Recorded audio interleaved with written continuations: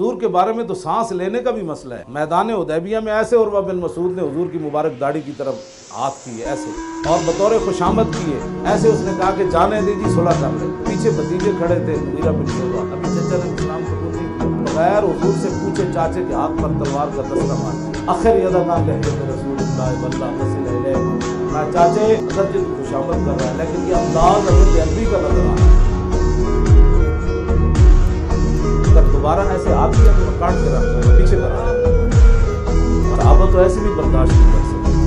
आज 2-2 फुट की लोग ज़बानें खोले, और बोलने की आज़ादी राय ज़रूर है, लेकिन हुजूर के बारे में ठीक यहाँ तो ला कर हो बस बात है, यहाँ तो रब बर्दाश्त नहीं कर रहा। और मैं जिन्होंने मेरे हबीब के सामने अपनी आवाज़ों को पस्त रखा, अल्लाह ने उनके तकवे का इम्तिहान किया। इसका माना यह है कि क़यामत तक तकवा यह है कि नबी का एहतराम हो।